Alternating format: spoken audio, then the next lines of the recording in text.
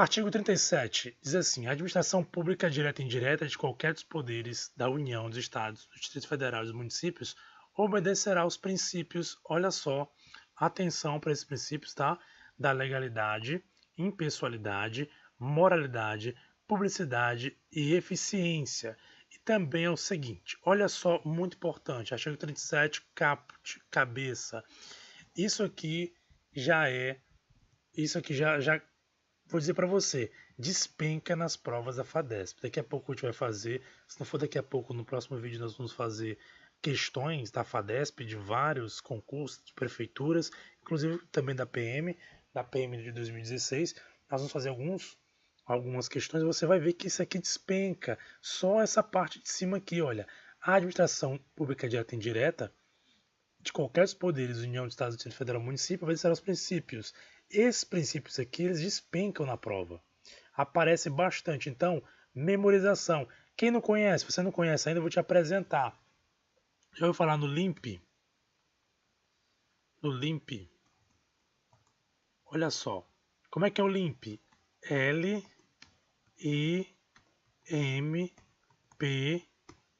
LIMP significa o quê? Olha lá. Significa legalidade, impessoalidade,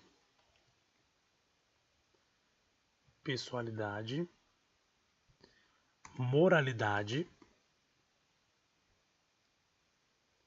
publicidade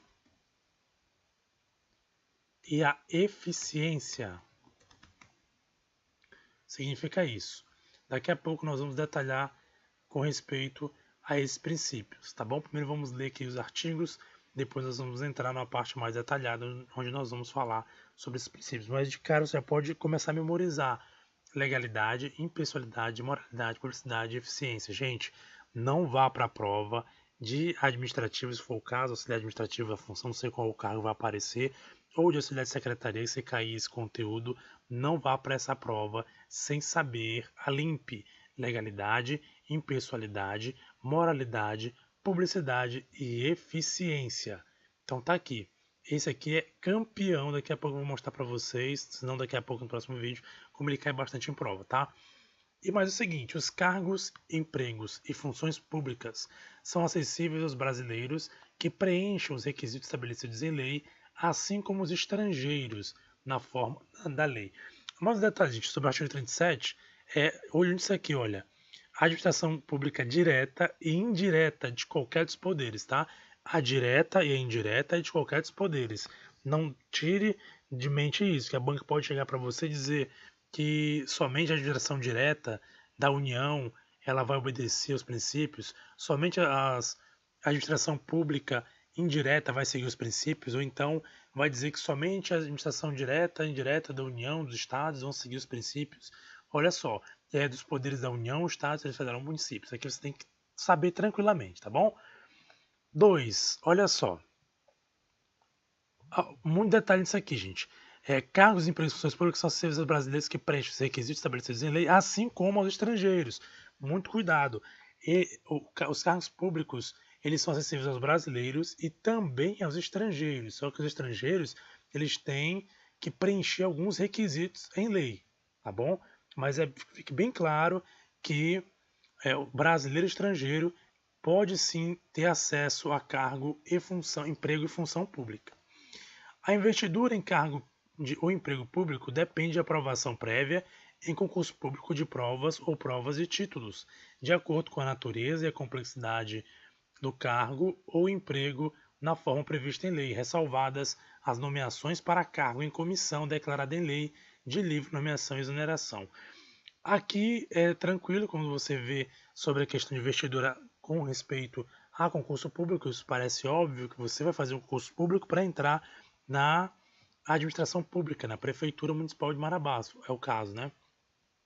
Parece óbvio. Agora, o que eu quero que você detalhe bastante e com bastante atenção é essa aqui, ó. Isso aqui também, não sei na FADESP, mas geralmente cai bastante em provas de muitas bancas. A questão de cargo-comissão, cargo em comissão. Por que cargo-comissão? Cargo-comissão, como está dizendo aqui, ó, em comissão declarada em lei de livre nomeação e exoneração. É aquele cargo onde, por exemplo, um governador de estado, um presidente da república nomeia, no caso, um secretário de estado, quando é o caso do estado estadual, né, um governador, ou um ministro, quando é o caso o presidente.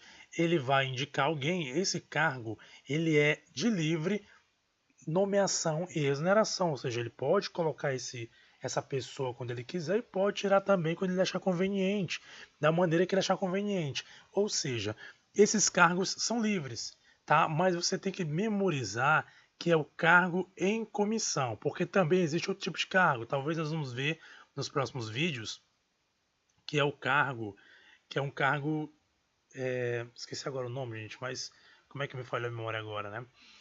Que ele não é um, né, ele é o cargo de confiança. O cargo de confiança, olha só, muito cuidado. O cargo de confiança, ele é exercido pela pessoa que está no serviço público. Por exemplo, você vai fazer para auxiliar de secretaria, para auxiliar de secretaria de escola municipal, por exemplo, e de repente você entra como auxiliar de secretaria. Lá dentro você acaba ganhando uma função de secretária, de secretário ou de secretária, né? Eu, por exemplo, quando eu trabalhei pelo estado, eu trabalhei em uma escola estadual e eu entrei como assistente administrativo na escola e eu ganhei a função de secretário da escola. Então fui secretário. Então isso não é um cargo em comissão, isso é um cargo de confiança, é diferente. Tá? Esse cargo de confiança só pode ser exercido por aquela pessoa que está na carreira pública. Então a pessoa fez concurso, a pessoa está trabalhando e ela é nomeada para um cargo de confiança. Então, cargo de confiança é diferente de cargo em comissão. Se a tua prova vier dizendo que cargo de confiança declarado em lei de livre nomeação, está errado. É o cargo em comissão que é declarado em lei de livre nomeação e exoneração, tá? Não confunda. Vou até escrever aqui para você memorizar. Até escrever aqui para ficar claro na sua cabeça. Olha só, cargo de confiança é diferente. É diferente. Cadê? Se eu achasse um sinal diferente aqui, mas eu vou colocar escrito mesmo. Diferente de cargo em comissão. Porque o cargo de confiança, ele é exercido por alguém que já está dentro da administração pública. Você passou, foi aprovado, está lá dentro, vai receber um cargo de confiança. No caso do exemplo que eu passei, de secretário ou de secretária de escola. Então, é diferente do cargo de comissão. O cargo de comissão não. O prefeito, o governador, o presidente escolhe alguém ali para exercer um cargo e nomeia ele livremente e exonera também na hora que achar necessário, tá bom? Muita atenção, porque isso pode ser objeto de prova. O prazo de validade do concurso será de até 2 anos, prorrogável uma vez por igual período. Aqui muito cuidado, duas coisas. Primeiro, o prazo de validade do concurso público será de até 2 anos. Não necessariamente vai ser de 2 anos. Pode ser, olha só, muita atenção. Pode ser que, por exemplo, seja lançado um concurso em que determinado órgão ele coloque a validade de 1 ano. Ele pode colocar 1 ano, porque é até 2 anos. Não necessariamente tem que ser 2 anos, é até 2 anos. Prorrogável uma vez por igual período. Se esse órgão colocou por 1 ano, ele pode prorrogar por mais 1 ano, ou seja, por igual período. Agora, se ele colocou 2 anos, ele pode prorrogar por mais 2 anos, ou seja, por igual período. Que isso fique bem claro na sua mente. Durante o prazo improrrogável previsto no edital de convocação, aquele aprovado em concurso público de provas ou prova de títulos, será convocado com prioridade sobre novos concursados para assumir cargo ou emprego na carreira. O que significa isso? Pode ser que no meio, digamos, por exemplo, você é aprovado, aprovada, se Deus quiser, você vai ser aprovado aí no concurso da Prefeitura Municipal de Marabá, você é aprovado. E a prefeitura disse que, por exemplo, a validade são 2 anos do concurso. Tá? Pode ser que durante esse período, se a prefeitura vê que para determinado cargo ou função necessite fazer um outro concurso, porque vai ver que aquele quantitativo pode não suprir as necessidades do órgão, o que pode ser feito? Pode ser feito um outro concurso antes que vença esse concurso, no caso, durante o prazo improrrogável, né? Ou seja, o concurso ainda não venceu, mas a prefeitura decide fazer um outro concurso. Pode fazer? Pode. O que não pode é ela deixar de chamar aqueles que já estão aprovados para chamar novos concursados. Isso não pode fazer. As funções de confiança exercidas exclusivamente... Olha só que onde eu falei para você agora há pouco, olha. Tá aqui, ó. As funções de confiança exercidas exclusivamente por servidores ocupantes de cargo efetivo e os cargos em comissão a serem preenchidos por servidores de carreiras nos casos, condições e percentuais mínimos previstos em lei destinam-se apenas às atribuições de direção, chefia e assessoramento. Olha só. Ou seja, aqui ele está falando das funções de confiança. A função de confiança eu falei agora há pouco. Você já é efetivo, você é servidor efetivo e ganha uma função de confiança, certo? O cargo em comissão é aquele que é de livre exoneração e livre nomeação. Então, isso aqui ele está explicando que destina a atribuições de direção, chefia e assessoramento. Então, é para esse fim que é nomeado o servidor ou a servidora para exercer ou função de confiança ou cargo efetivo. Isso é bem claro, né? Se a pessoa é chamada para exercer ali, no caso que eu falei, uma função de secretário, de secretária, função de diretor, diretora, uma função ali, no caso um ministro ou um secretário de saúde, secretário de governo, é questão de chefia e assessoramento, direção, chefia e assessoramento. Então é bem claro aqui, fica bem claro que é para isso que servem essas duas funções, tanto o cargo em comissão como a função de confiança. É garantido ao servidor público o direito civil, né, servidor público civil, o direito à livre associação sindical. O direito de greve será exercido nos termos e nos limites definidos em lei específica. A lei reservará percentual dos cargos e empregos públicos para as pessoas portadoras de necessidade e deficiência. Eu sempre quero falar necessidade, né, gente? E definirá critérios de sua admissão. A lei estabelecerá os casos de contratação por tempo determinado para atender à necessidade temporária de excepcional interesse público. Isso aqui é campeão em concursos. Na FADESP eu não achei nenhuma questão, pelo menos nas provas que eu olhei não achei essa questão, mas provas bancas em nível nacional costumam pedir muito essa questão aqui, olha, porque a lei ela pode estabelecer uma contratação temporária para atender uma necessidade temporária. Em regra, deve ser feito concurso público para o ocupante de cargo e função pública. Porém, nesses casos que a Constituição autoriza, a lei estabelece os casos que pode contratar por tempo determinado, é uma necessidade temporária.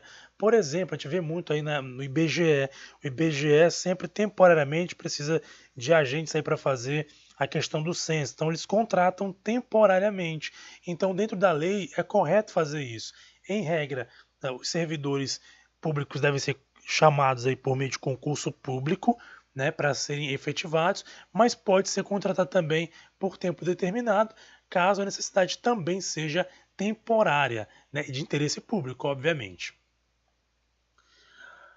A remuneração dos servidores públicos e o subsídio de que trata o artigo 4º, parágrafo 4º do artigo 39, somente poderão ser fixados ou alterados por lei específica, observada a iniciativa privada em cada caso, assegurada a revisão geral anual, sempre na mesma data e sem distinção de índices. A gente vai chegar lá no artigo 39, que também é muito importante. Vamos lá. A remuneração e o subsídio dos ocupantes de cargos, funções e empregos públicos da administração direta, autárquica e fundacional dos membros de qualquer dos poderes da União, dos Estados, do Distrito Federal, dos municípios, dos detentores de mandato eletivo e dos demais agentes políticos e os proventos, pensões e outra espécie remuneratória percebidos cumulativamente ou não, incluídas as vantagens pessoais ou de qualquer outra natureza, não poderão exceder o subsídio ou subsídio, né, como pessoas costumam falar, mensal em espécie dos ministros do STF. É uma regra. O STF eles têm um valor X ali de subsídio. Então, o valor acumulado dos servidores, dos membros, né, dos poderes, não pode ser maior, não pode exceder o valor de subsídio do STF. Ou seja, é um teto aí para evitar que haja aí um acúmulo desproporcional de valores em remuneração. Aplicando-se como limite nos municípios, olha, quando é município, do prefeito, né? Aqui o subsídio maior do prefeito, então os servidores do município não podem ter o subsídio maior do que o prefeito. Aliás, não pode ter uma remuneração maior que o subsídio do prefeito. E nos estados do Distrito Federal, o subsídio mensal do governador no âmbito do Poder Executivo. O subsídio de deputados estaduais e distritais no âmbito do Poder Legislativo e o subsídio de desembargadores de Justiça, do Tribunal de Justiça, limitado a 90 inteiros e 25 décimos por cento do subsídio mensal em espécie dos ministros do Supremo Tribunal Federal, no âmbito do Poder Judiciário, aplicável este limite a membros do Ministério Público, procuradores e defensores públicos. Aqui é bom dar uma lida com cuidado, pode ser cair na sua prova. Aqui é só uma questão de você entender que que os servidores não podem ganhar valores superiores, no caso, se for federais, né? Não pode ser maior que o subsídio dos ministros do STF. Se for municipal, subsídio do prefeito. Se for nos estados, subsídio do estado e Distrito Federal não pode ser maior que o subsídio do governador. E também no âmbito do Poder Executivo, né? O subsídio que é falado aqui sobre o TRF e tal. Então, é só dar uma lida para você compreender, mas basicamente é isso, é saber que existe aí um teto de remuneração, não pode se ganhar aí de maneira extravagante acima dos valores que estão sendo fixados aí pela Constituição. Os vencimentos dos cargos do Poder Legislativo e do Poder Judiciário não poderão ser superiores aos pagos pelo Poder Executivo. É vedada a vinculação ou equiparação de quaisquer espécies remuneratórias para o efeito de remuneração de pessoal de serviço público. Os acréscimos pecuniários percebidos por servidor público não serão computados nem acumulados para fins de concessão de acréscimos ulteriores. O subsídio e os vencimentos ocupantes de cargos e empregos públicos são irredutíveis, olha só, ressalvado o disposto nos incisos 11 e 14 deste artigo, e nos artigos 39, parágrafo 4º e tal. Ou seja, em regra, são irredutíveis, tá? Não pode se reduzir aí o subsídio, né? O vencimento, no caso dos ocupantes de cargo público, emprego público. É vedada a acumulação remunerada de cargos públicos, exceto quando houver compatibilidade de horários, observado, em qualquer caso, o disposto no inciso 11. Olha só, muita atenção. Isso aqui também costuma cair muito em provas. Eu ainda não localizei isso aqui na prova da FADESP, mas ela pode cobrar. Isso aqui, muitos concursos cobram esse conteúdo aqui. É um conteúdo simples de entender, mas tem que ter atenção, cuidado. Primeiro, não pode-se acumular funções. Você não pode acumular cargos públicos, perdão. Olha só o que acontece muito. A pessoa está trabalhando, por exemplo, pelo município, você vai trabalhar pelo município, né? Se Deus quiser, você vai ser aprovado aí para ser servidor municipal. E aí você, de repente, passa também no concurso do estado. Aí você vai acumular os dois. Bem, dependendo do cargo que você ocupa, é ilícito, é ilegal. A lei proíbe, ou a Constituição proíbe, não pode ser exercido mais de uma função, mesmo que haja compatibilidade de horário. Acontece muito isso, acontece bastante isso, pessoas que ocupam mais de cargo público, você pode estar sujeito, inclusive, a responder por isso. Né? Eu já vi casos de pessoas respondendo, por exemplo, pessoas que trabalham na administração pública e, por exemplo, se inscrevem e entram como eu falei agora há pouco, citei para vocês, no IBGE. É um acúmulo de cargo público, de função de cargo público. Por quê? Porque o IBGE é um cargo público. É temporário, mas é um cargo público. E a pessoa ela já está no cargo público. E ela acaba entrando no IBGE e acumulando outro cargo público. Ela acaba respondendo por isso. Então, pela lei, não pode, em regra é vedado. Mas existem exceções. Quais são? Vamos ver agora elas.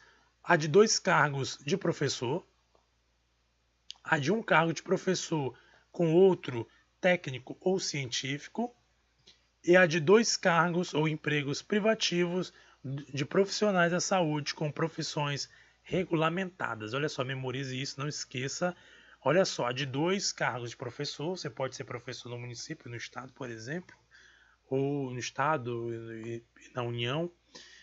Há de 1 cargo de professor com outro técnico ou científico. Muito cuidado, tá? O técnico que se refere não é técnico, por exemplo, técnico administrativo, né?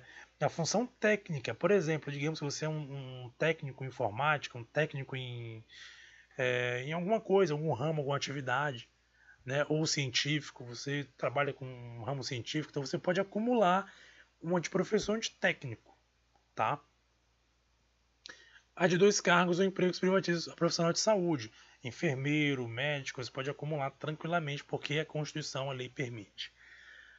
A proibição de acumular estende-se a empregos e funções e abrange autarquias, fundações, empresas públicas, sociedades de economia mista, suas subsidiárias e sociedade controlada direta ou indiretamente pelo poder público, ou seja, abrange todos os entes. Então, se a tua prova disser que o acúmulo de funções só acontece, por exemplo, com respeito a fundações, com respeito à empresa pública ou só com respeito à autarquia, não. É em relação a todos os setores, inclusive, né, diz aqui, empresas aí que são controladas direta ou indiretamente pelo poder público. A administração fazendária e seus servidores fiscais terão dentro de suas áreas de competência e jurisdição precedência, sobre os demais setores administrativos na forma da lei. Somente por lei específica poderá ser criada autarquia e autorizada a instituição de empresa pública, de sociedade de economia mista e de fundação, cabendo à lei complementar, neste último caso, definir áreas de sua atuação. Olha só, isso aqui também é importante. Não vi cair na FADESP, mas pode cair, porque isso aqui também é algo que muitas bancas por aí cobram. Somente por lei específica você pode criar o que? Autarquia. Tá aqui a autarquia. Ou seja, olha só, detalhe. A lei específica ela vai criar uma autarquia, certo? A gente vai falar um pouco depois sobre a autarquia, sobre todas elas aqui detalhadamente. O que é cada uma delas. Mas olha só, a autarquia ela vai ser criada por lei. Exemplo de autarquia, INSS. INSS é uma autarquia. O IBAMA é uma autarquia. Agora o detalhe, e autorizada a instituição de empresa pública, ou seja, ele não fala em criada a instituição, mas autorizada. De sociedade de economia mista e de fundação, cabendo a lei complementar neste último caso. Qual é o último caso? O da fundação. Definir as áreas de sua atuação. Veja que a autarquia é criada por lei específica. Agora, as demais instituições, que é a empresa pública, a sociedade de economia mista e a fundação, elas são autorizadas. Não são criadas, são autorizadas por lei. E no último caso, no caso da fundação, uma lei complementar, ou seja, ela vai dizer que área que ela vai atuar essa fundação. Então, muito importante esse detalhe. Então, leia esse inciso várias vezes, até você memorizar isso, fixar isso na sua cabeça, tá? Porque é muito importante, pode cair na tua prova. Depende de autorização legislativa em cada caso, a criação de subsidiárias, entidades mencionadas no inciso anterior, assim como a participação de qualquer delas em empresa privada. Ressalvados os casos especificados na legislação, as obras, serviços, compras e alienações serão contratadas mediante processo de licitação pública que assegure igualdade de condições a todos os concorrentes, com cláusulas que estabeleçam obrigações de pagamentos mantidas as condições efetivas da proposta nos termos da lei, o qual somente permitirá as exigências de qualificação técnica e econômica indispensáveis à garantia do cumprimento das obrigações. Ou seja, resumindo, as obras, serviços, compras, alienações, tudo serão feitos mediante contrato de licitação pública. Em regra, precisa se licitar para poder contratar junto à administração pública. Inciso 22, perdão. As administrações tributárias da União dos Estados, do Distrito Federal e dos municípios, atividades essenciais ao funcionamento do Estado, exercidas por servidores de carreiras específicas, terão recursos prioritários para a realização de suas atividades e atuarão de forma integrada, inclusive com compartilhamento de cadastro e de informações fiscais na forma da lei ou convênio. Mais uma vez, ele reforça que aqueles que trabalham nas administrações tributárias têm aí prioridade, né? Tem prioridade em questão de recursos para realizar suas atividades. Ou seja, se tiver que priorizar quem vai receber recursos, quem vai deixar de receber recursos, está priorizado aí esses setores aí, que é o setor que especificamente que mexe com o tributário, setor tributário. Parágrafo 1º. A publicidade dos atos, programas, obras, serviços e campanhas dos órgãos públicos deverá ter caráter educativo, informativo ou de orientação social, não podendo constar nomes, símbolos ou imagem que caracterizem promoção pessoal de autoridades ou servidores públicos. Resumindo, quando você vê aquela propaganda falando de alguma coisa que o governo fez, tal, não pode ter o nome da pessoa, não pode ter símbolo da pessoa, tem que estar ali o nome. Por exemplo, você vê lá, governo federal, ou você vê aqui do estado, governo do Pará. Então não pode estar dizendo ali o nome da pessoa, ter símbolos que remetam à pessoa, à autoridade ou ao servidor público. Essa é uma regra importante que a gente deve saber, essa questão da publicidade dos atos. A não observância do disposto nos incisos 2 e 3 implicará a nulidade do ato e a punição da autoridade responsável nos termos da lei. Inciso 2 e 3, deixa eu dar uma olhada aqui com esses 2 e 3. 2 e 3, investidura do prazo, ó. A questão do concurso, né? Se a pessoa for contratada sem concurso, isso pode sobrar para a autoridade responsável. A lei disciplinará as formas de participação do usuário na administração pública direta e indireta, regulando especialmente as reclamações relativas à prestação de serviço público em geral, asseguradas a manutenção de serviço de atendimento ao usuário e avaliação periódica externa e interna de qualidade de serviço, o acesso dos usuários a registros administrativos e informações sobre atos do governo observado disposto no artigo 5º, que eu creio que deve ser sobre o sigilo, a disciplina da representação contra o exercício negligente ou abusivo de cargo, emprego ou função na administração pública. Os atos, parágrafo 4º, os atos de improbidade administrativa importarão a suspensão de direitos políticos, perda da função pública, a indisponibilidade dos bens e o ressarcimento ao erário, na forma em gradação prevista em lei, sem prejuízo da ação penal cabível. Importante também, gente, dar uma atenção especial e ler mais de uma vez esse parágrafo, no caso, porque ele traz aqui coisas muito importantes que caem em muitas provas. Não lembro se uma das questões fala sobre isso, eu acho que tem uma questão que fala sobre isso, as que eu selecionei, mas em várias bancas cai muito sobre isso. E por isso que eu digo, não é difícil não cair, por exemplo, na FADESP. Olha só, muita atenção. Os atos de improbidade administrativa importarão no quê? Lista isso aí, coloca numa lista, anota num caderninho aí separado. Ó, tem uma listinha aí. Importarão a suspensão dos direitos políticos, a perda da função pública, a indisponibilidade dos bens e o ressarcimento ao erário na forma em gradação previstas em lei.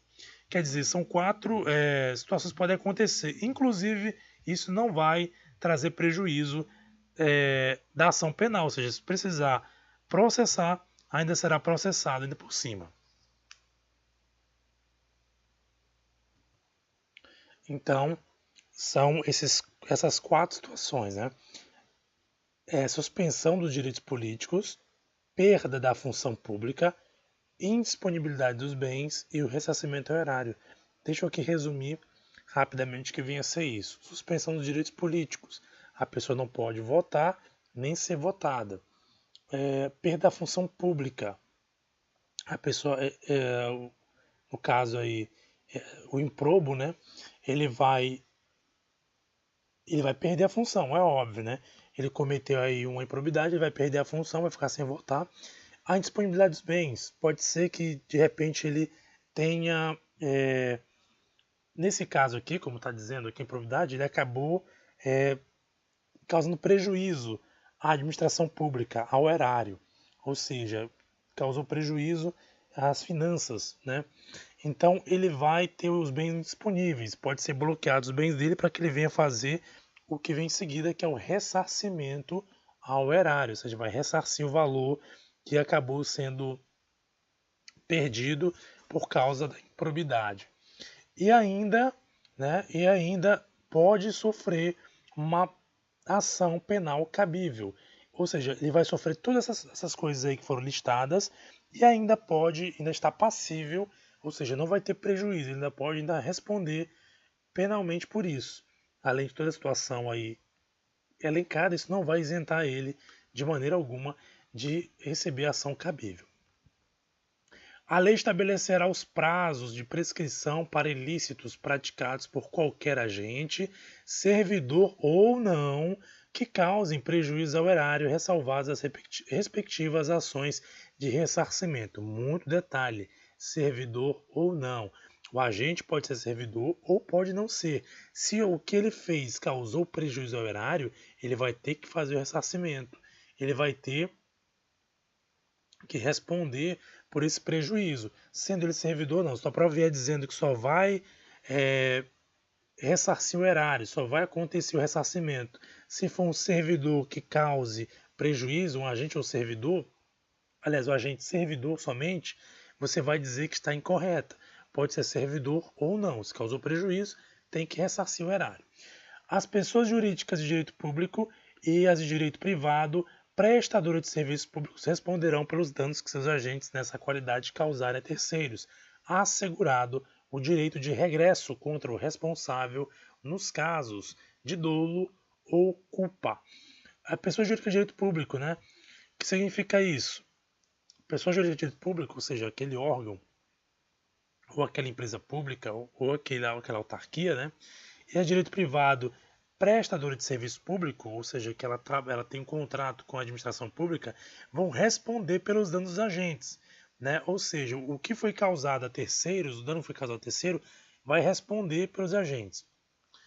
Assegurado o direito de regresso contra o responsável, ou seja,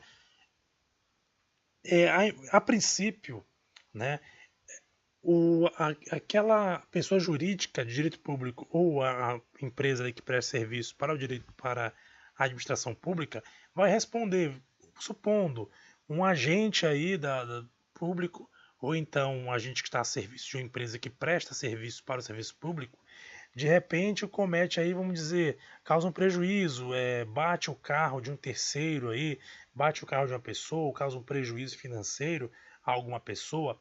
Nesse exemplo, por exemplo, né?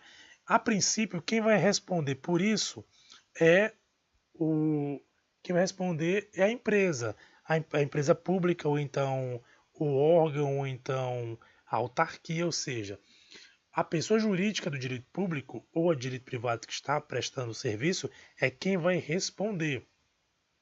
Isso é chamado do direito objetivo, ou seja, objetivamente quem vai responder é a pessoa jurídica. Porém, a pessoa jurídica pode direcionar, ou seja, regressivamente, como eu falo, né, o direito regressivo contra o responsável. Ou seja, a princípio, ela respondeu por isso, mas ela pode direcionar essa situação, ela pode cobrar do agente que cometeu aquele problema, aquela situação, nos casos de dolo ou culpa, ou seja, no caso em que a pessoa teve a intenção de cometer aquele delito, aquela situação ali que ocasionou um prejuízo, sendo a pessoa um caso doloso ou um caso culposo, ou seja, a pessoa sem querer cometeu, mas ela cometeu sem querer por quê? Porque foi uma imperícia, por exemplo. Então isso ela vai responder também por isso, mesmo sendo sem querer, né? Como dizia o Chaves, sem querer, querendo. Isso não vai de maneira alguma tirar dela a responsabilidade de responder por esses atos. Gente, eu vou parar por aqui pelo parágrafo 7º, porque está ficando muito longo o vídeo, já passei aqui dos 30 minutos, estou em 37 minutos, salvo engano. Então, eu vou dar uma parada no vídeo, tá, gente? Eu vou para o próximo vídeo, onde nós vamos continuar, vamos finalizar essa parte aqui dos artigos até o 39 e falaremos mais a respeito da administração pública, um breve resumo sobre a administração pública e assim em seguida vamos ver, nós faremos aí exercícios, faremos aí questões da própria FADESP com respeito a esses temas. Gente, um abraço e até mais, hein? Fica ligado.